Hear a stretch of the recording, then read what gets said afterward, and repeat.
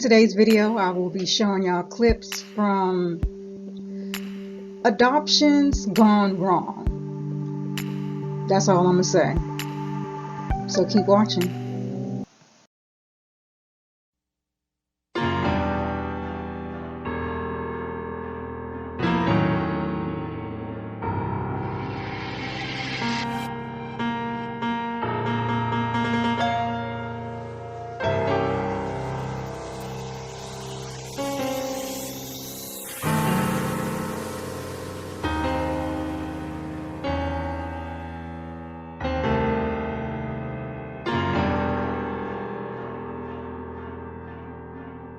And I remember I would look at the picture with my kids. As with any adoption, Anita and her family were thoroughly screened, and they went through counseling to help make Dee a part of their family. He had been found by the side of a road, but the doctor estimated he was younger than 1 year. Dee lacked strength in his legs and had a completely flat head from lying in a crib so many hours a day. But the physical or developmental issues weren't the real problem. 5 or 6 months after his arrival, I knew that Dee wasn't attaching. I tried very hard, maybe even harder than I would with my biological children, to find a connection, and I didn't feel that we were establishing that connection. After 18 months of trying to bond with Dee, Anita came to a heartbreaking realization. My thoughts and emotions were disjointed and came in waves. One moment I was determined to keep Dee because I loved him. An instant later, I realized that I wasn't the parent I know I could be, and that I should place Dee with a better family, with a better mother. She chose to terminate the adoption, and she began looking for his new family. I explained to him that he'd been joining his new family and that we loved him very much, that he had done nothing wrong. In our last moments together, I stared into his eyes and told him that I loved him and that I had tried to do my best. Do you feel like you failed him?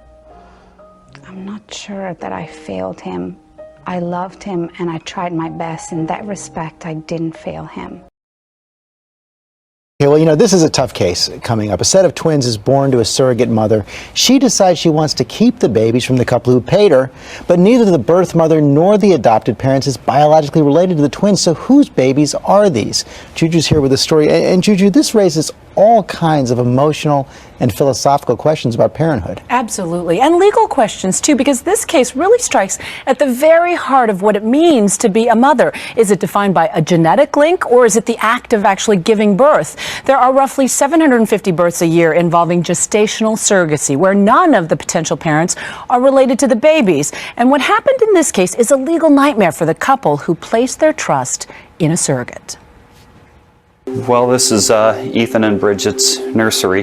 The nursery is stocked with everything a parent could need, except a baby. Scott and Amy say they'll never forget the day they had to say goodbye to Ethan and Bridget forever. It was a terrible feeling walking them out, and You were in tears. I was. The idea of standing here and looking out the window as her and her mother are loading our children into their van and driving away. They had to give their twins back because the surrogate mother did what surrogates rarely do. She changed her mind. It all started 8 years ago. From the moment they married, Scott and Amy Kehoe knew they wanted to be parents. We wanted a couple of wrestlers in our lives and, you know, working on cars and just spending time together, maybe just hugging on the couch. But after 2 miscarriages and 5 failed rounds of costly IVF, the Michigan couple turned to a surrogacy website and chose Shelley Baker, a Michigan wife and mother of 4 who'd been a surrogate twice before. The Kehoes bought sperm and eggs from anonymous donors. This meant the babies wouldn't be biologically related to the Kehoes or the surrogate. How did you move forward? Was there a legal contract? Was there a verbal agreement? It was a verbal. We just kind of verbally said the medical will all be covered and expenses like that would be covered. Shelley got pregnant with twins. Last July, she gave birth to Ethan Paul and Bridget Lilly. Would you each step up to the podium? A week after the birth, everyone headed to court so the Kehoes could be named the twins' legal guardians. And it was there, Shelley says, she learned that Amy Kehoe had a history of mental illness and a misdemeanor criminal record. Ms. Kehoe, have you ever been convicted of a crime? Yes, I have. I had mental a lot of challenges mentally, psychiatric disorder. In the courtroom was the first time I'd heard all of that. What were you feeling? I felt irresponsible as a mother, as a surrogate. I felt like I somehow failed in all of this. Listening to this woman tell about her psychotic disorder and her anxiety and the pills she has to take. Because in your view, having a history of mental illness or some drug abuse makes you an unfit parent forever? No, it just makes me uncomfortable because I didn't know enough about what she had. She knew I'd seen a psychiatrist. I told her that. Nothing was hidden. Nothing was ever hidden. Have you been to their But that day in court, Shelley still agreed to hand the babies over. You're satisfied that they would be capable and good parents to these children? From what I've observed, they love these babies very much. The Keoghs had a joyful homecoming with the twins that day, and after a month of bonding, they were shocked when Shelley went to court saying Amy's mental health and criminal history posed too much of a risk. Legally, she was able to take the twins back. But Amy Keogh argued it's been 9 years since she'd been arrested for cocaine possession. What's more, a social worker deemed them fit parents, and letters from Amy's psychiatrist gave her a glowing recommendation, saying she had faithfully taken her medication for 9 years for a psychotic disorder involving anxiety and depression. She'd never missed an appointment, and that her medical condition would not affect her being a fit parent. But that didn't satisfy the surrogate. So in your view, the professional psychiatrist's opinion wasn't enough? But he's not there every day with her. I mean, what happens if she quits going to him? If she stops taking her meds 2-3 months down the road? But lawyer Melissa Brisman, who's handled 1,000 surrogacy cases, believes the babies belong with the Keoghs. Given that the surrogate mom didn't know that the adoptive mom had this psychiatric condition, does that justify her keeping the babies? No, it doesn't justify her keeping the babies. She still was compensated for all of her expenses in the arrangement. She still agreed to hand the babies over. She just became judgmental of their ability to parent with not really all that much evidence. It was almost like she was prejudiced of mental illness. But Shelley and Paul Baker were legally able to keep the twins because Michigan is one of 5 states where surrogacy contracts are not recognized. Shelley and Paul Baker have legally changed the twins' names to Peyton and Danny and say their whole family is in love with its newest members. Peyton's our little laid-back, kind of polite-mannered man, smiling constantly. She's the drama queen. Those are our babies. They're not Shelley's, they're our babies. And she is legally able to kidnap them. They may not call it kidnapping, but that's what it is. They're not their babies anymore. They're our babies. We had to take our babies back. As we reported earlier this week, a California woman has been charged with theft for adoption fraud from a Hawaii couple. Now, that experience of the Hawaii couple has been doubly painful because this was the second time an adoption fell through for them. It's an important lesson for families considering private adoptions. The exclusive story now from KITV's Daryl Huff. And this is where we have the nursery set up for when we were going to have the baby. Obviously, newlyweds in their 40s, Andrew Brown and Joy Hiramoto, couldn't have their own baby, so they sought a private adoption 18 months ago. Their lawyer found a pregnant woman on Maui whose promise they still recall. I want my baby to have the best, and I believe you will be good parents. I want her to be with you. They went to Maui Memorial Hospital for the birth, but the mother wasn't there. She'd changed her mind without explanation. That was terrible. I mean, we had built up our hopes for that baby. The nursery was ready, and their Honolulu attorney was still encouraging. Her response was, well, we can try again. Don't let this get you down. I knew a woman who did this 5 times. But the second attempt was even worse. The birth mother, Guillermina Salas of Merced, California, had sent pictures of herself and her other children, but was now asking for thousands of dollars. She said she was desperate. If we didn't send her money, she'd be homeless, and our baby would be homeless. Once again, they traveled to a hospital, this one in Merced, for a birth. But again, things weren't right. And the person was like, we don't do babies, sir. We don't deliver. And it was just all lies. The baby promised for this nursery had been born months earlier than promised, a drug baby, and adopted to another couple. The mother, Guillermina Salas, is charged with theft by deception. It's because it felt like a death. Not counting the paint and furniture, they'd spent more than $80,000. So that nursery, decorated with joy, now just brings pain. A certain amount of sadness. A lot of loss. And Then come with loss comes the anger that so much of this could have been avoided. Daryl Huff, KITV4, Island Television News. A family who became parents earlier this month through adoption received a devastating blow. Their baby boy's biological mother changed her mind, and it's left the couple heartbroken and uncertain about the future. Lauren Johnson has their story. Drake and Mary Stewart have a love story for the books. They met at 20, married quickly, together now for 16 and a half years. But one thing was still missing, a child. And then one day they received a call, a woman pregnant, saying that she wanted the Stewarts to be the parents. It was an open adoption. The biological mother would be involved. From the time she asked us to adopt him, we bought one case of diapers per paycheck. The couple took the proper steps with an attorney and prepared for Jack Weston Stewart's arrival. Jack was Drake's dad's name. On July 3rd, after longing for 16 years, the Stewarts' dream came true. We were there for the delivery of the whole thing. Drake cut the umbilical cord. For the last month, Mary and Drake tended to their bundle of joy. But the day the adoption was to finalize, Drake received a call from their attorney. She proceeded to tell me that, the birth mother had decided to change her mind.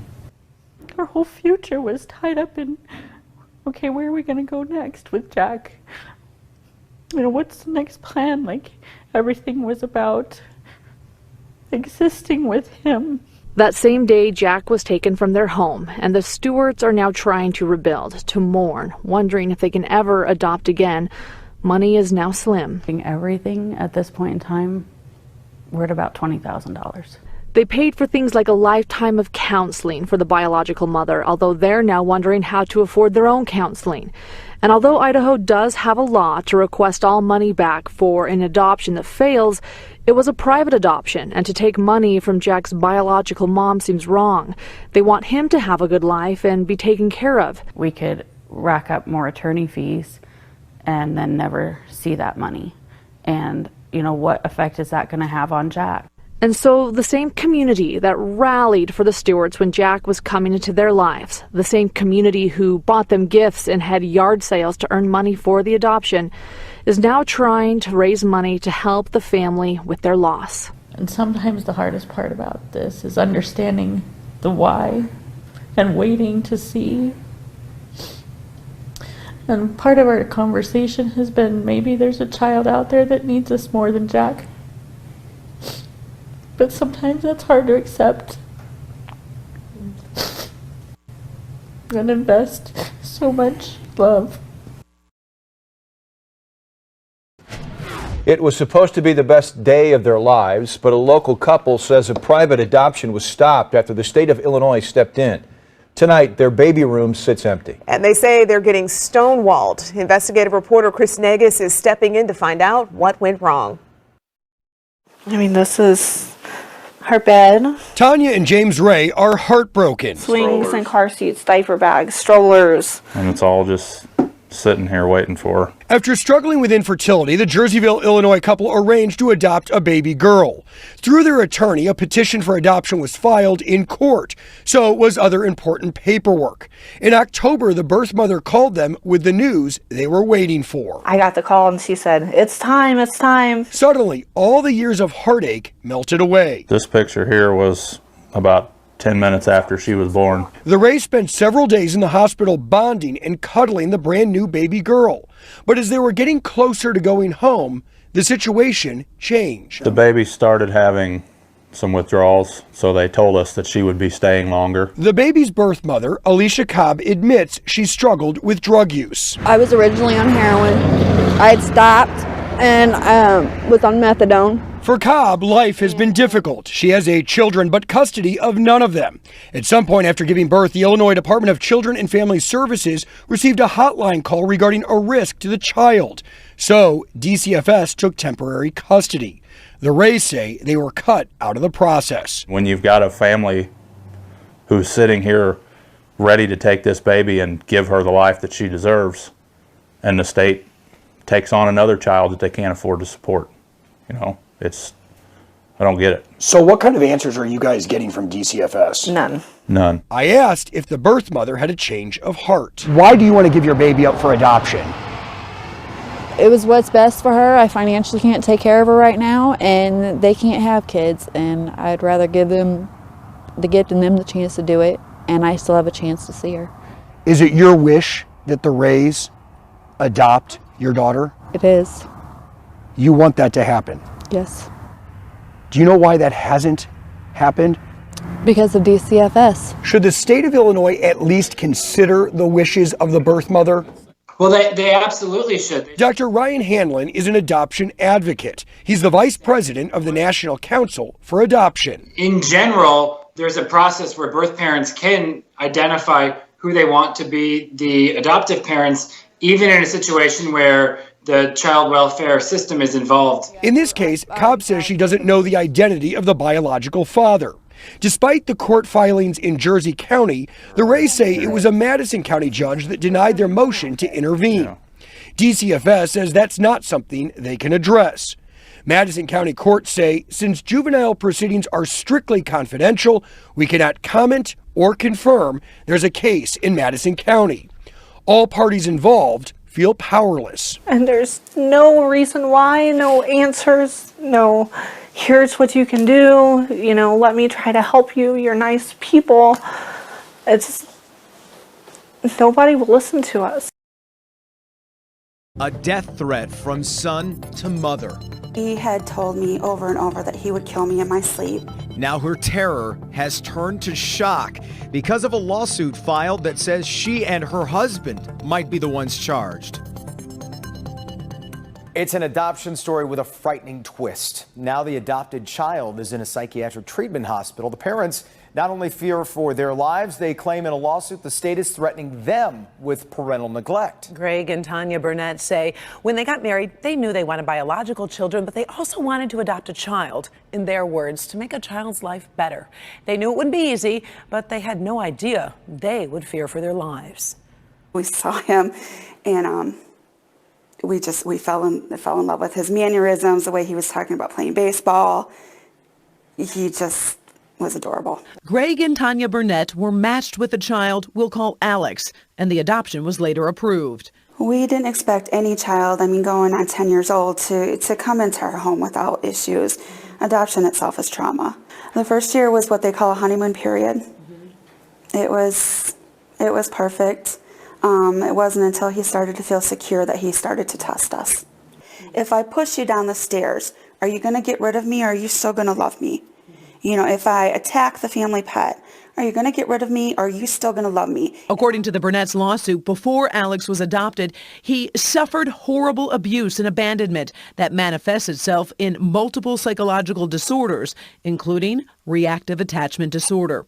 The lawsuit states, despite repeated treatment, there are no signs of the disorder subsiding. He also attacked me while I was driving my car. He's attacked teachers. He's smashed his head against the floor until there was blood all over the place. He's attacked police officers when they came to the school scene to try to restrain him. He's tried to grab their guns. He's damaged their equipment in their vehicles. The lawsuit states Alex has been admitted to numerous hospitals for violence, including attacks on hospital staff and attacks on patients. The lawsuit states the child has been hospitalized over 20 times with the same outcome. Alex is now 16, currently being treated here at the Hawthorne Center in Northville, operated by the Michigan Department of Health and Human Services. The Burnetts say they're deathly afraid of their own son. We have some detailed letters that we have found about how he will kill us in our sleep. The letter, reading in part, "I will wait to kill you. It will happen in your sleep." I think it's understandable that they'd be afraid. I don't know that he's ever gotten better or worse. He's just gotten bigger and stronger. Now the latest concern. According to the lawsuit, Hawthorne Center has stated it will release the child despite plaintiffs' repeated fears of imminent harm. The suit goes on to state Hawthorne Center has indicated if plaintiffs do not take the child back into their home, the center will report the plaintiffs for parental neglect. And the Michigan Department of Health and Human Services and Child Protective Services would pursue the charges to the fullest extent of the law. I can't have my biological children upstairs on the same level with him threatening to kill us in our sleep. The scary thing about this case is so many parents, so many people say, why didn't someone warn us? And this child was having problems before something big happens. I want to see him placed somewhere where he can get the daily help and therapy that he needs, because eventually he's going to turn 18 and he's going to be released to the streets, and I fear for his future. And now we turn to a story that challenges our ideas about foreign adoption, parental responsibility, and what you do if you're desperate. A Tennessee mother has returned the 7-year-old son she adopted from Russia, sending him back alone. And now outraged Russian officials want to halt adoptions to U.S. families, period. Juju Chang on this wrenching dilemma. He arrived in Moscow Thursday, alone and exhausted after flying halfway around the world. Bewildered 7-year-old Artem Savelyev swarmed by cameras, sparking international outrage. He carried this note from his adopted mother back in Tennessee. I adopted this child, wrote 32-year-old single mother Tori Hansen. He is violent and has severe psychopathic issues. I was lied to and misled by the Russian orphanage. And after giving my best to this child, I'm sorry to say that for the safety of my family and myself, I no longer wish to parent this child. Hansen adopted Artem 6 months ago, but her family says the boy's hitting, kicking, spitting began to escalate. He drew pictures of the family's house on fire. So this week, the boy's adoptive grandmother flew him from his home in Shelbyville, Tennessee, to Washington, checked him in as an unaccompanied minor, and sent him off alone on the 10-hour flight to Moscow. Today, Russian President Dmitry Medvedev told ABC's George Stephanopoulos the incident is both illegal and immoral. It's monstrous on the part of his adoptive parents to take the kid and virtually throw him out over the plane. And Medvedev noted that more than 15 Russian children have been killed in recent years by their adoptive American parents. Parents like Peggy Sue Hilt, who's serving 17 years in prison for beating to death her 2-year-old daughter Nina from Siberia. I didn't mean to hurt her. Adoption lawyers say young Artyom's story is a truly unusual case of child abandonment. Americans adopt 1,600 Russian children every year. Adoption is not child rental. This woman was responsible for the kid for the rest of his life. Joyce Sturkle has worked for 15 years with Russian-born children whose adoptions are deeply troubled. There's a certain percentage of these children who are adopted that are severely impaired. If they were adults, we would call them sociopaths. Now, this boy has told Russian officials that his adopted mother was abusive and pulled his hair. And the U.S. State Department has asked a Tennessee sheriff to investigate. But so far, Diane, the mother has not been questioned. There have been no charges. Some parents are turning to a controversial practice when their dream of adoption turns into a nightmare. It's called rehoming. Adoptive parents scour the internet to find a new place for their child to call home. CBS North Carolina's David Hurst is here now with one family's story. David? Well, it's legal in our state to rehome. All you need is a simple notarized document. But lawmakers are now racing to stop it, arguing rehoming makes children easy prey for pedophiles. But one adoptive parent claims the controversial practice is the only thing that can keep her family safe. It would take more than love to heal. He needs an act of God. For Lisa, that's been the reality with her adopted son the past 7 years. She did not want us to use her last name, but she and her husband have adopted 5 children, so they understand the challenges children can face being placed in a new home. But they were nowhere near ready for some of the challenges their most recent adoption posed. He has caused damage to some of us in the home that could take years to repair. They adopted the son we'll call Adam when he was 11. The adoption service told Lisa he had no psychological issues, but early on, it was clear this was not the case. His behaviors were significant enough that I've had several people tell me I should have pressed charges and put him in jail. Lisa says Adam would hear voices that told him to hurt and kill people, and he threatened to kill her twice. Lisa tells us he also touched her inappropriately, and he spent a year in treatment at a center for sexually aggressive young people. And he cannot come home. We can't take that chance, and we have to protect our other kids. Lisa says she's trying to place her child in a new home, an environment that she trusts and where he can progress. However, lawmakers here are working on a bill that would criminalize the act of rehoming. You can't just pass a child off to someone you don't know. State Senator Tamara Barringer co-wrote Senate Bill 652 after hearing stories of children with severe behavioral problems and parents taking desperate actions. There are stories where desperate parents have gone on the internet, on Facebook, on other chat lines, and told their story about how desperate they were. And this is a perfect opportunity for people pedophiles and others who do not have good intentions, to take advantage of people in desperate situations. Barringer says there are cases where children have been sexually or physically abused in their new home. The new law would require a court order to transfer custody to anyone who is not a close relative. I didn't know that people would get so desperate as to hand their children off at a rest stop at I-85 to people they think are good people, but they don't know who they are really. She claims the bill would make it easier to get help before and after the adoption. She says the lack of these resources leads to desperation. Mother's Day. It's support Lisa says her family never received, and now she's stuck. An adoption attorney tells us if she allows Adam to come home, she could be charged with endangering her other children. The lawyer also says it's possible if she does not let him come home, she could be charged with child abandonment. We need an out. We do not need to be punished. We have paid a terribly high price loving on these children and hoping for a miracle. Lisa hopes the bill can be rewritten to protect families in their situation. And while she and lawmakers may differ on the approach, they both want to get families the support they need and make sure children are in the best hands. In the long run, if we can keep that family together, if we can keep that family happy, and if we can keep a child out of the hands of a despicable person, it will be a good investment. We've got to protect everyone, them and him. And we need to take that child and put him somewhere where everyone will be safe.